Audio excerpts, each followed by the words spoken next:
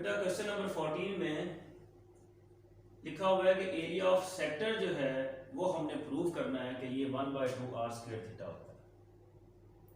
लिखा हुआ show that area of a sector of a circular region of a radius r is 1/2 r square theta. तो पहले हम ये देखते हैं कि सेक्टर किसे कहते हैं। देखें, ये हमारे पास एक सर्कल है, ये सर्कल का सेंटर है और ये पार्ट ऑफ अ सर्कल जो है, a part of a circle which is occupied by 2 radii and an arc, तो इसको हम कहते हैं सेक्टर ऑफ अ सर्कल। तो एक और भी होता है सेगमेंट ऑफ अ सर्कल, वो ये होता है कि जब सर्कल के 2 पॉइंट्स को मिलाते हैं तो ये कॉर्ड बनती है। तो part of a circle which is occupied by a cord and an arc is called segment of a circle. और ये क्या है? Sector of a circle. हमने इस सेक्टर ऑफ अ सर्कल का एरिया जो है वो हमने प्रूव करना है कि वो इसके इक्वल होता है। उन्होंने खुद कहा है कि थीटा जो है वो अगर सर्कुलर मेजर हो of the central angle of sector, कि ये जो सेंट्रल एंगल बनता है, सेंट्रल एंगल कौन सा होता है? वो एंगल जो सर्कल के सेंटर पर बनता है उसे हम सेंट्रल एंगल कहते हैं। तो ये जो एंगल है ये उन्होंने दिया हुआ है जी थीटा, और इसका एरिया हमने रेडियस r है, इसका एरिया हमने ये प्रूव करना है। तो अब देखें, पूरे सर्कल का एरिया जो है उसका फार्मूला ये होता है, और पूरे सर्कल का जो एंगल है वो 360 डिग्री होता है, लेकिन यहां पर इन्होंने सर्कुलर मेजर की बात की है तो ये होता है 2 पाई रेडियन। जिस सेक्टर का हमने एरिया फाइंड करना है उसका एंगल है थीटा, और एरिया ऑफ अ सेक्टर हमने फाइंड करना है।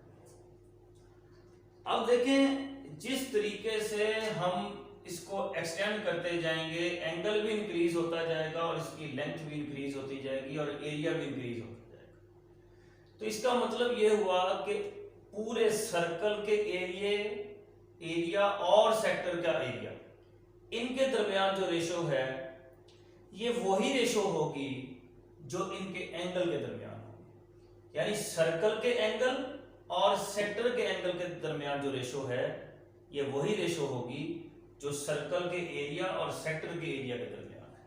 अब यही जो अल्फाज है मैंने इनको मैथमेटिकली लिखा है, area of a sector divided by area of a circle, angle of a sector divided by angle of a circle.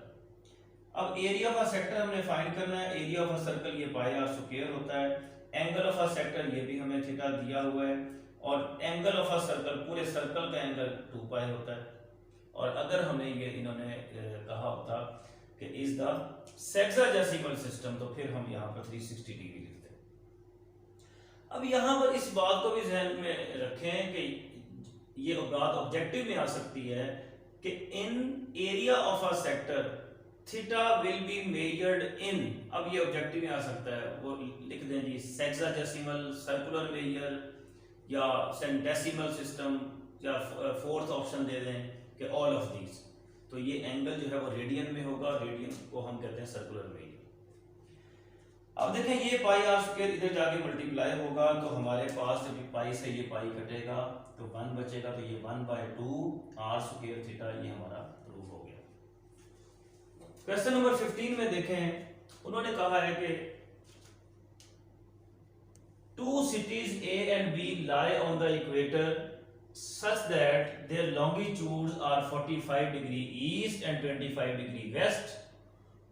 Find the distance between the 2 cities taking radius of the earth as 6400 kilometre.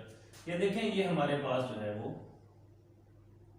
अर्थ है और ये हमारे पास east है, ये waste है, ये north, ये south, और 2 सिटीज जो दिए हुए हैं उन्होंने कहा है कि जो सिटी ए है वो 45 डिग्री ईस्ट की तरफ है, यहां पर है, ये इक्वेटर है हमारे पास, और ये जो सिटी ए है वो ईस्ट की तरफ है, सिटी बी जो है वो वेस्ट की तरफ है। ए का जो एंगल बनता है सिटी ए का 45 डिग्री ईस्ट, यानी कि ये सर्कल अपना रेडियस जो है हमारा जमीन का, ये जो सेंटर है इससे ये जो इक्वेटर ईस्ट की तरफ जो एंगल बनता है वो है 45 डिग्री, और जो वेस्ट की तरफ जो हमारा एंगल बनता है वो है 25 डिग्री। तो अब उन्होंने ये कहा है कि बताएं कि ये जो दोनों सिटीज हैं ए और बी, इनके दरमियान ये डिस्टेंस कितना होगा। तो गौर करें कि ये रेडियस है ये वाला 6400 किलोमीटर अर्थ का रेडियस, और ये टोटल एंगल बन रहा है, और ये लेंथ हमने फाइंड करनी है, यानी कि इन दोनों सिटीज के दरमियान ये जो डिस्टेंस है, ठीक है, तो इसको हम कहते हैं अप्रोक्सीमेटली इक्वल टू लेंथ। ये देखें सर, जमीन का रेडियस आर है 6400 किलोमीटर, एंगल दोनों सिटीज के दरमियान ये बनता है 45 डिग्री 25 डिग्री यानी 70। इसको हमने रेडियन में कन्वर्ट किया पाई ओवर 180, तो इसको जब सिंप्लीफाई करेंगे 11/9 रेडियन भी लिख सकते हैं। इसको कैलकुलेटर से सॉल्व करके 0 पॉइंट समथिंग आंसर आता है वो भी लिख सकते हैं। लेंथ जो है इसको मैं कहता हूँ ये अप्रोक्सीमेटली इक्वल है डिस्टेंस बिटवीन टू सिटीज के। ये जो लेंथ ऑफ आर्क है, हमने ये डिस्टेंस फाइंड करना है दोनों सिटीज के दरमियान, और ये जो लेंथ ऑफ आर्क है इसको हम कहते हैं अप्रोक्सीमेटली इक्वल है डिस्टेंस के, डिस्टेंस बिटवीन टू सिटीज के। तो इसका मतलब L हमने फाइंड करना है, तो हमने ये फार्मूला लिखा, इसमें रेडियस 6400 है, एंगल हमने 11/9 फाइंड आउट किया है। तो इसको जब हम मल्टीप्लाई करेंगे तो आंसर आएगा 7822.22। और अगर हम इसका आंसर जो है वो पॉइंट में लिखते हैं तो फिर हमारे पास इसका आंसर आ जाएगा 7817 point something kilometre. Thank you. बेटा क्वेश्चन नंबर 16 में लिखा हुआ है moon subtends an angle of 0.5 degree at the I of an observer on the earth. इन्होंने कहा है कि एक आदमी है वो जमीन पर खड़ा है, ये अर्थ है हमारे पास, और जमीन पर खड़े होकर वो मून को देख रहा है,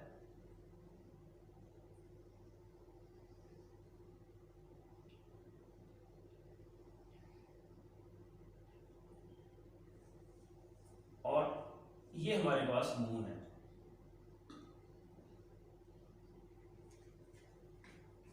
ये जो एंगल बन रहा है, जो आदमी जमीन पर खड़ा है, ये है 0.5 डिग्री। उन्होंने ये कहा है distance between the moon from the earth, moon from the earth, ये जो डिस्टेंस हमारे पास है ये 3.844 मल्टीप्लाई 10⁵ किलोमीटर। तो वो कहते हैं जी कि इस मून का डायमीटर फाइंड करें। तो ये जो मून का डायमीटर है ये अप्रोक्सीमेटली इक्वल होगा इस लेंथ ऑफ आर्क के। तो अब ये देखें एंगल हमारे पास 0.5 डिग्री है, 0.5 का मतलब होता है 1/2। इसको हमने रेडियन में कन्वर्ट किया, पाई ओवर 180 से मल्टीप्लाई किया, तो कैलकुलेटर से हमारा आंसर ये आ गया। अब ये मून और अर्थ के दरमियान डिस्टेंस उन्होंने हमें दिया हुआ है 3.844 10⁵ किलोमीटर, ये हमारा आर बनता है। मून का डायमीटर हमने फाइंड करना है जो अप्रोक्सीमेटली इक्वल है इस लेंथ ऑफ आर के, ये हमने फाइंड करना है। तो फार्मूले के अकॉर्डिंग L = r थीटा, ये r की वैल्यू, ये एंगल की वैल्यू। अब ये देखें इन दोनों को जब हम मल्टीप्लाई करेंगे तो हमारे पास ये आएगा 10 की पावर 5 मल्टीप्लाई 10 की पावर -3, तो इनकी पावर ऐड हो जाएंगी। तो 5 में से 3 गया 2, ये हमारे पास 10⁻²2 आ गया। 10⁻² का मतलब होता है जी 10 × 100। अब इसको मल्टीप्लाई किया तो ये हमारे पास 3351.968 किलोमीटर हमारे पास क्या आ गया डायमीटर ऑफ द मून। इस क्वेश्चन पे गौर करें, यहाँ लिखा हुआ है कि angle subtended by the earth at the I of a spaceman landed on the moon.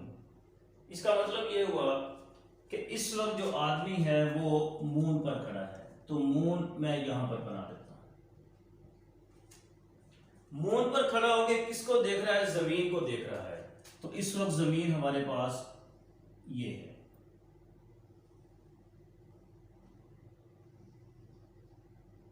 ये देखें। अब ये जमीन जो हमारी है ये जमीन का सेंटर है। अब उन्होंने कहा है एंगल जो दिया हुआ है वो है जी 1 डिग्री 54 मिनट और अर्थ का रेडियस दिया हुआ है 6400 किलोमीटर। ये जो अर्थ का रेडियस है 6400 किलोमीटर, ये रेडियस का अर्थ का रेडियस दिया हुआ है। तो अब ये देखें, सबसे पहले हमने एंगल की तरफ गौर किया। फाइंड क्या करना है हमने, approximate distance between the moon and the earth.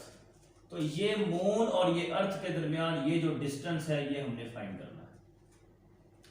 अब लास्ट की बात है, फार्मूले के according L is equal to R theta. तो हमारे पास जब हमने ये आर फाइंड करना है तो ये थीटा और ये L हमारे पास होना चाहिए।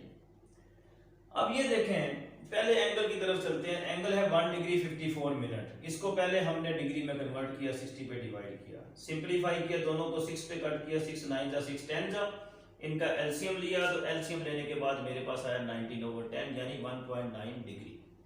इसको जब हम रेडियन में कन्वर्ट करेंगे, अब आपकी मर्जी है, π/180 से मल्टीप्लाई कर दें या π/180 की जो वैल्यू है वो हमारे पास ये आती है, ये भी यूज कर सकते हैं। तो इसके अकॉर्डिंग हमारे पास 0.03316 रेडियन हमारा एंगल आ। अब ये देखें, ये जो हमारे पास रेडियस ऑफ द अर्थ है, तो डायमीटर हमारे पास क्या बनेगा, रेडियस का डबल हो जाएगा। तो ये देखें, रेडियस ऑफ द अर्थ क्या है 6400 किलोमीटर। अब ये जो डायमीटर है अर्थ का, इसको हम कहते हैं अप्रोक्सीमेटली इक्वल है लेंथ ऑफ आर्क। इस तरीके से हमने मून का डायमीटर फाइंड करना था, तो हमने क्या कंसीडर किया कि ये जो डायमीटर है मून का, ये अप्रोक्सीमेटली इक्वल है L के। इसी तरीके से इस वक्त हमें अर्थ का रेडियस दिया है, तो अर्थ का जो डायमीटर है वो अप्रोक्सीमेटली इक्वल होगा किसके, लेंथ ऑफ आर्क के। तो इसलिए लिखा है length of arc approximately equal to diameter of the earth. तो इसका डबल हो गया 12800 किलोमीटर। अब ये r डिस्टेंस यानी हमने फाइंड करना है मून और अर्थ के दरमियान। तो ये फार्मूले के अकॉर्डिंग ये हमारे पास लेंथ ऑफ आर्क है, ये हमारे पास r हमने फाइंड करना है, एंगल हम ये फाइंड कर चुके हैं। अब ये इसके नीचे आके डिवाइड होगा, तो ये हमारे पास r आ जाएगा 385,992.6199। इसको अप्रोक्सीमेटली इसके इक्वल भी लिख सकते हैं।